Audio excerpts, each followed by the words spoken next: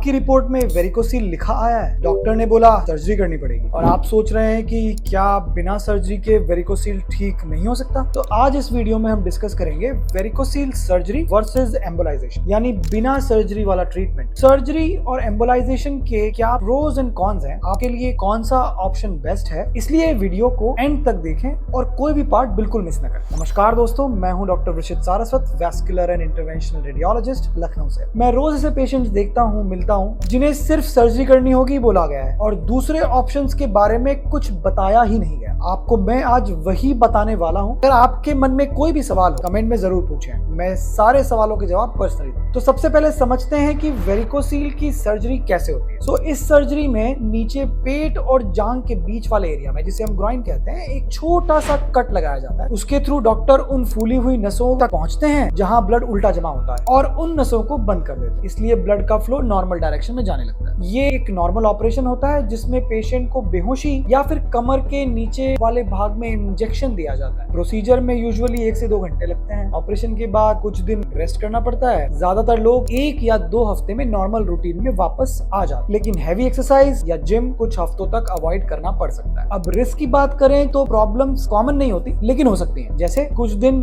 दर्द या सूजन रहना, इन्फेक्शन का रिस्क, अंडकोश में पानी जमा हो जाना और कभी कभी प्रॉब्लम्स दोबारा हो जाना। इसलिए सर्जरी इफेक्टिव तो है, लेकिन जैसे हर ट्रीटमेंट में किसी ना किसी तरह में से कुछ ना कुछ रिस्क होते हैं, वैसे इसमें भी। अब बात करते हैं उस ट्रीटमेंट की जिसके बारे में मैं बहुत से पेशेंट्स को पता ही नहीं होता। इसका नाम है वेरिकोसील एम्बोलाइजेशन। ये एक मॉडर्न ट्रीटमेंट है जिसमें ऑपरेशन या सर्जरी नहीं करना पड़ता। इसमें डॉक्टर्स हाथ या जांघ के पास की एक छोटी ब्लड वेसल की नस को हल्का सा सुन करके एक पतली सी ट्यूब अंदर डालते हैं। कोई बड़ा कट नहीं है और ना ही स्टिचेस लगते, सिर्फ इंजेक्शन जैसा छोटा सा एंट्री पॉइंट होता है। फिर स्पेशल एक्सरे की गाइडेंस की मदद से उन ट्यूब को अंदर ले जाकर उस नस तक पहुंचाया जाता है जहां उल्टा ब्लड जमा हुआ। उसके बाद छोटी कॉइल या मेडिसिन डालकर उस खराब नस को अंदर से बंद कर दिया जाता है ताकि ब्लड का फ्लो रुक जाए। प्रोसीजर के बाद ट्यूब निकाल दी जाती है और छोटी सी ड्रेसिंग कर दी जाती है। बस ट्रीटमेंट कंप्लीट। कोई बड़ा ऑपरेशन नहीं, कोई स्टिचेस या निशान नहीं, बेहोशी की भी जरूरत नहीं और ज्यादातर पेशेंट्स सेम डे घर चले जाते हैं। अब दोनों ट्रीटमेंट सिंपल कंपैरिजन समझते हैं। बेहोशी की जरूरत, सर्जरी में पेशेंट को पूरी बेहोशी या कमर के नीचे वाले इंजेक्शन दिए जाते हैं जिसको हम स्पाइनल एनेस्थीसिया बोलते हैं। लेकिन एम्बोलाइजेशन में सिर्फ छोटा सा एरिया सुन्न किया जाता है। पेशेंट पूरे टाइम होश में रहता है और डॉक्टर से बात भी कर सकता है। सेकंड कंपैरिजन, कट या स्टिचेस। सर्जरी में नीचे पेट के एरिया में कट लगाया जाता है, स्टिचेस भी आते हैं। एम्बोलाइजेशन में सिर्फ एक इंजेक्शन जैसी छोटी सी एंट्री होती है, ना कट ना स्टिचेस ना कोई निशान। थर्ड कंपैरिजन, रिकवरी कितनी फास्ट होगी। सर्जरी के बाद 1 या 2 हफ्ते रेस्ट लगता है। एम्बोलाइजेशन में ज्यादातर लोग सेम डे या नेक्स्ट डे नॉर्मल रूटीन में वापस जाते हैं। फोर्थ कंपैरिजन इज पेन और डिस्कम्फर्ट। सर्जरी के बाद दर्द और सूजन कुछ दिन या कुछ हफ्तों तक रहता है। एम्बोलाइजेशन में यूजुअली हल्का सा डिस्कम्फर्ट 1 या 2 दिन में ठीक हो जाता है। सेकंड, रिजल्ट कितना इफेक्टिव है। बहुत लोग पूछते हैं क्या बिना सर्जरी वाले ट्रीटमेंट उतने इफेक्टिव हैं? सो आंसर है हाँ। स्टडीज में देखा गया है सही पेशेंट में एम्बोलाइजेशन के रिजल्ट सर्जरी के काफी सिमिलर होते हैं, चाहे बात पेन रिलीफ की हो या फर्टिलिटी इंप्रूवमेंट। रिकरेंस, दोनों में रिकरेंस पॉसिबल है, लेकिन IR स्पेशलिस्ट के साथ अगर ये एम्बोलाइजेशन में ये सिमिलरली लो रेंज में रहते हैं। अब सवाल आता है कौन सा ऑप्शन ज्यादा बेटर। अगर आप फास्ट रिकवरी चाहते हैं, जल्दी काम पर वापस जाना चाहते हैं, सर्जरी और बेहोशी से बचना चाहते हैं, तो एम्बोलाइजेशन एक बहुत अच्छा ऑप्शन हो सकता है। ये उन लोगों के लिए भी हेल्पफुल हो जाता है जो फिजिकली एक्टिव हैं, जिम करते हैं या एथलीट्स और ज्यादा रेस्ट अफोर्ड नहीं कर सकते। वहीं कुछ केसेस में सर्जरी बेटर ऑप्शन हो सकती है, स्पेशली जब प्रॉब्लम की स्ट्रक्चर ऐसी हो कि एम्बोलाइजेशन टेक्निकली पॉसिबल ही ना हो या साथ में और इशू भी हो जिसे ऑपरेशन के टाइम ट्रीट करना